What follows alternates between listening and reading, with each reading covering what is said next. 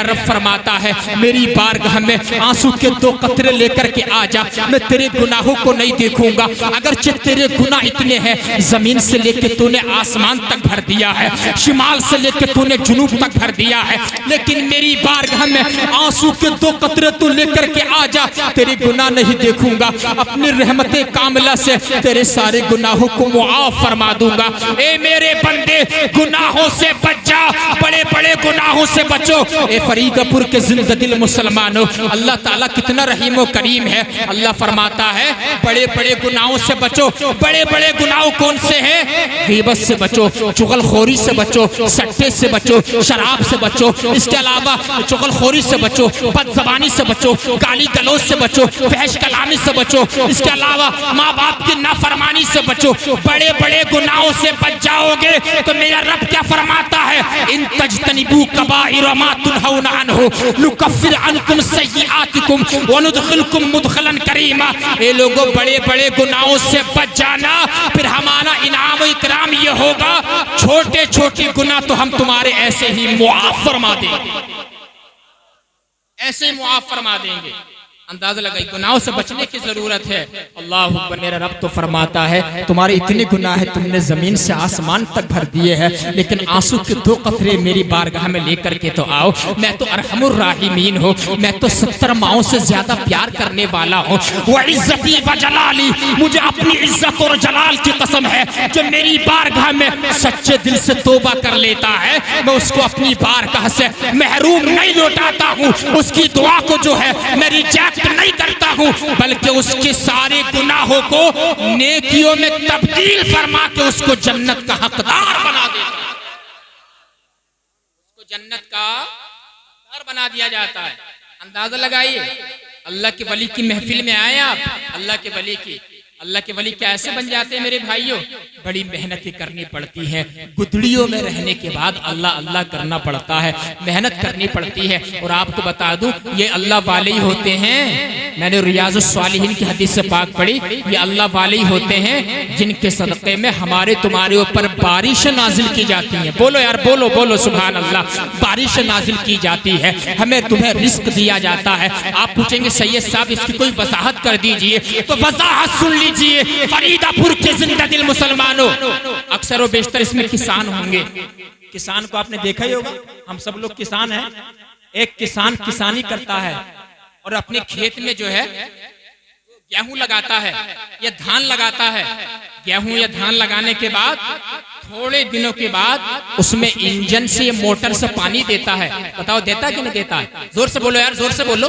एक बात समझाना चाहता हूँ आपको, जब एक किसान किसानी करता है, फिर थोड़ी दिनों के बाद जब उसके गेहूं उभर के आते हैं, फिर वो इंजन से या मोटर से या कुएं से पानी देता है। अब आप उससे एक सवाल करना, अरे भाई किसान ये तो बताओ, तुमने ये जो खेत में पानी दिया है, ये पानी तुमने अपने गेहूं को दिया है या गेहूं के साथ साथ ये घास निकल रही है, तुमने इसको भी पानी दिया है? वो कहेगा अरे मियाँ कैसी बातें कर रहे हो, मैंने पानी घास को नहीं दिया है, मैंने पानी जो है अपने गेहूं को दिया है, अपनी खेती को दिया है। मेरा मकसद यही है मेरी खेती पलकर बड़ी हो जाए, मुझे अच्छा समरा मिल जाए, तो आप समझ जाएंगे गेहूं के वसीले से, धानों के वसीले से उस घास को भी पानी मिल गया। इसी तरीके से हमारे अमल इस लायक नहीं कि हमें रोजी रोटी मिल जाए, ये तो सब अल्लाह के वलियों का फैजान होता है।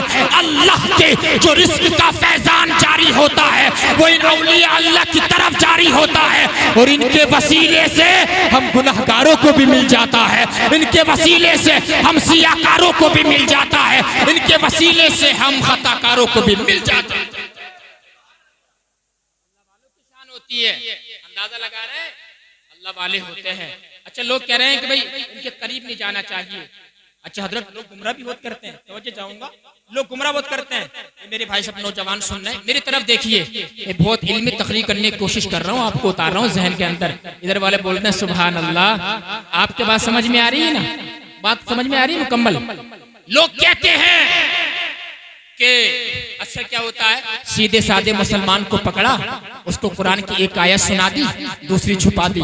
एक हदीस पाक पेश करते हैं शायर साहब, दूसरी छुपा देते हैं। सीधे साधे मुसलमान को वहाबिया दया भी न पकड़ते हैं और अल्लाह के वलियों से गुमराह करने की कोशिश करते हैं। वो क्या कहते हैं मालूम है, मेरी तरफ देखो, वो कहते हैं वमा लकुम मिन दूनिल्लाहि औलिया, अल्लाह के अलावा तुम्हारा तो कोई वली नहीं है, तुम्हारा कोई मददगार नहीं है, तुम्हारा कोई हेल्पर नहीं है। फिर तुम क्या कैसे कहते हो कि गौसे आजम हमारे वली है, गरीब नवाज हमारे वली है, साबिर पाक हमारे वली है, आला हजरत हमारे वली है, मुफ्ती आजम हमारे वली है, ताज शरीयत हमारे वली है, सरकारे मारेरा हमारे वली है, मखदूम शाही मीरा हमारे वली है। फिर तुम कैसे कहते हो? मेरे भाइयों, फरेब में मत आ जाना, ये आयत बरहक है, हमारा इस पर ईमान है। लेकिन अल्लाह ताला ने दूसरी आयत में इरशाद फरमाया, फरीदापुर के जिंदा दिल मुसलमानों, मेरी बात को समझो और मेरी तरफ देखो। अल्लाह ने दूसरी आयत में फरमाया, इन्नमा वलियुकुमुल्लाहु व रसूलुहु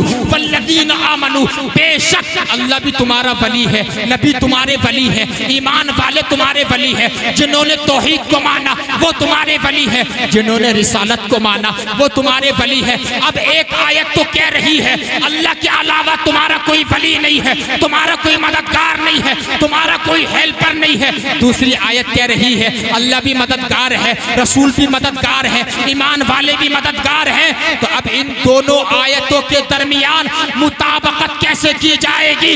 मसले का सोल्यूशन क्या है? तो मसले का हल ये है, जो हकीकी वली है वो अल्लाह ताला ही है, उसकी अता से गौसे आजम हमारे वली है, उसकी अता से गरीब नवाज हमारे वली है, उसकी अता से साबिर पाक हमारे वली, उसकी अता से आला हजरत हमारे वली, उसकी अता से ठाके शाह बाबा हमारे वली है। वो जाती वली है, ये सब के सब अताई वली है। वो जाती वली है, ये सब के सब क्या है? अताई वली है। अंदाजा लगाइए, दोनों आयतों के दरमियान मसले का सोल्यूशन हमें आसानी से निकल गया है। सुभान अल्लाह। इसलिए किसी के बहकावे में ना आना, ये बात मैंने आपको बताई। लेकिन जरा आगे बढ़ो, आपसे पूछना चाहता हूँ कि अल्लाह के वली जो है ऐसे ही उनके इतने बड़े मर्तबे हो गए, क्या उनके नाम का चर्चा ऐसे ही है? आज ख्वाजा साहब को 800 साल से ज्यादा का जमाना गुजर गया, लेकिन उनके मजार पे जो है लोग 10-20 हजार रुपए खर्च करके हाजिरी देते नजर आ रहे हैं। फरीदापुर के जिंदा दिल मुसलमानों, कभी आपने सोचा ये मकाम कैसे मिला? कभी आपने सोचा ये स्टेटस कैसे मिला? ये हैसियत कैसे मिली? हम तो सिर्फ जो है 11वीं का लंगर करते हैं, ख्वाजा साहब की छठी करते हैं। क्या गौसे आजम सिर्फ 11वीं से राजी हो जाएंगे? क्या ख्वाजा साहब जो सिर्फ अपनी छठी से राजी हो जाएंगे? क्या मुजद्दिद आजम आला हजरत अपने उर्स से राजी हो जाएंगे? क्या साबिर पाक अपने उर्स से राजी हो जाएंगे? इस समय इनकार नहीं कर रहा। 11वीं किया करो, लोगों को खाना खिलाया करो, झंडे लगाना, जुलूस निकालना, 11वीं करना, छठी करना, ये सब सुन्नियों की पहचान है यार। बोलो यार, बोलो सुभान अल्लाह। सुन्नियों की पहचान है। लेकिन जरा गौर करो, गौसे आजम सिर्फ 11वीं से राजी नहीं होंगे। गौसे आजम के दीवाने गौर कर, गौसे आजम के चेहरे पे दाढ़ी थी। गौसे आजम के मस्ताने गौर कर, गौसे आजम इस्लामी लिबास पहनते थे। गौसे आजम के आशिक गौर कर, गौसे आजम ने किसी का दिल नहीं दुखाया है। गौसे आजम के मस्ताने गौर कर, गौसे आजम ने किसी की मैंड नहीं काटी है। गौसे आजम ने किसी का रुपया नहीं मारा है। गौसे आजम फरमाते हैं, जिस दिन तू मेरा सच्चे दिल से मुरीद हो गया और तूने हराम कारी को छोड़ दिया, सच्चे दिल से तौबा कर ली, फिर तेरा और मेरा मामला ये हो जाएगा, तू गुनाहों को छोड़ दे, फर्ज को फर्ज के खाने में रख, वाजिब को वाजिब के खाने में रख, सुन्नत को सुन्नत के खाने में रख, मेरा सच्चा मुरीद हो जा, फिर तेरा मेरा मामला ये हो जाएगा। जिस तरीके से जमीन के ऊपर ये आसमान का शामियाना है, ऐसे ही मेरा हाथ ता क़याम क़यामत तेरी और तेरी नस्लों में हमेशा उनके सरों पे हमेशा रहे। अंदाजा लगाइए, सच्चे मुरीद तो बनो गौसे आजम के, सच्चे मुरीद बन के दिखाओ। गौसे आजम फरमाते हैं जो मेरा सच्चा आशिक होता है, अगर वो मुझे मशरिक में पुकारता है, मैं मगरिब में होता हूँ तो उसकी फरियाद तो वहीं पहुँच जाता हूँ। मैं मगरिब में होता हूँ तो वो मशरिक में पुकारने वाला है, उसकी फरियाद तो वहीं पहुँच जाता हूँ। अल्लाहु अकबर कबीरा। आप क्या समझते हैं गौसे आजम ऐसे बन गए? गौसे आजम एक पीर का नाम है? नहीं नहीं, गौसे आजम सिर्फ एक पीर का नाम नहीं है, बल्कि वो पीरों के पीर है। गौसे आजम सिर्फ एक मीर नहीं है, बल्कि मीरों के मीर है। गौसे आजम आलिम भी थे, गौसे आजम मुफ्ती भी थे, गौसे आजम काज़ी शरा भी थे, बल्कि आला हजरत ने तो फरमाया है गौसे आजम तो मुजतहिद के दर्जे पर फाइज थे, हजारों ताबियों से अफजल थे। ये अल्लाह ताला ने गौसे आजम को शान अता फरमाई थी। फरीदपुर के जिंदा दिल मुसलमानों, गौसे आजम के सच्चे मुरीद बन जाओ इंशाअल्लाह ताला। जिस दिन हमारे अंदर ये चीज आ जाएगी, उस दिन जिंदगी में इनकलाब और आखिरत हमारी सरसब्ज़ व शादाब हो जाएगी।